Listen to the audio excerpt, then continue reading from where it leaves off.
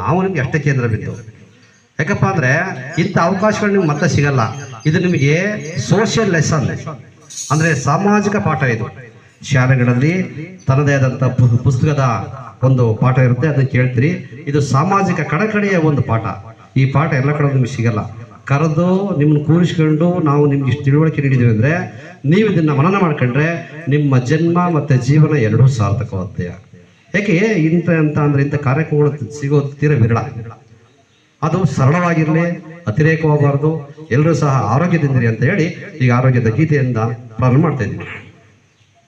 ರೋಗ ಬಂದಾತು ಜೋಪಾನ, ಓ ರಂಗಣ್ಣ ಓ ನಿಂಗಣ್ಣ ಓ ತಿಮ್ಮಕ್ಕ, ರೋಗ ಬಂದಾತು ಜೋಪಾನ, ರೋಗ ಬಂದಾತು ಜೋಪಾನ, ಓ ರಂಗಣ್ಣ ಓ ನಿಂಗಣ್ಣ ಓ ತಿಮ್ಮಕ್ಕ, ರೋಗ ಬಂದಾತು ಜೋಪಾನ.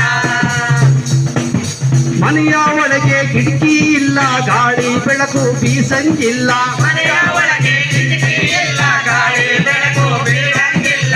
ವಾಸದ ಮನೆಯಲ್ಲಿ ಕೊಡ್ಕೆ ಮಾಡಿ ಸೊಳ್ಳೆ ಚಿಗಟ ಎಲ್ಲ ಸೇರಿ, ವಾಸದ ಮನೆಗೆ ಮಾಡಿ ಸೊಳ್ಳೆ ಚಿಗಟ ಎಲ್ಲ ಸೇರಿ, ತಿನ್ನುವ ಅನ್ನಕ್ಕೆ ಸೇರಿಕೊಂಡು ನಿನಗೆ ಕಾಯಿಲೆ ತರ್ತಾವಲ್ಲ.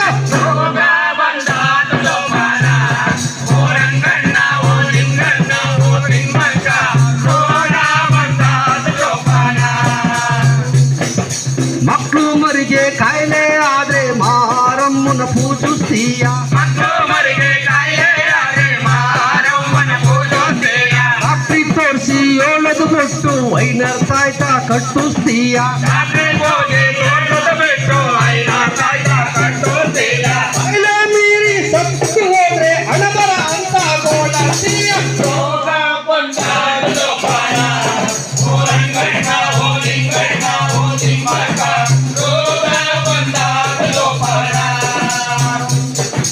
ಪಾಂಡಿಯನ್ಸು ಬಿಂಕ ಮಾಡಿ ಹಸು ಮಕ್ಕಳನ್ನ ಮರೆಯುತ್ತಾರೆ, ಪಾಂಡಿಯನ್ಸು ಬಿಂಕ ಮಾಡಿ ಹಸು ಮಕ್ಕಳನ್ನ ಮರೆಯುತ್ತಾರೆ, ಪಾಂಡಿಯನ್ಸು ಬಿಂಕ ಮಾಡಿ ಹಸು ಮಕ್ಕಳನ್ನ ಮರೆಯುತ್ತಾರೆ, ಪಾಂಡಿಯನ್ಸು ಬಿಂಕ ಮಾಡಿ ಹಸು ಮಕ್ಕಳನ್ನ ಮರೆಯುತ್ತಾರೆ.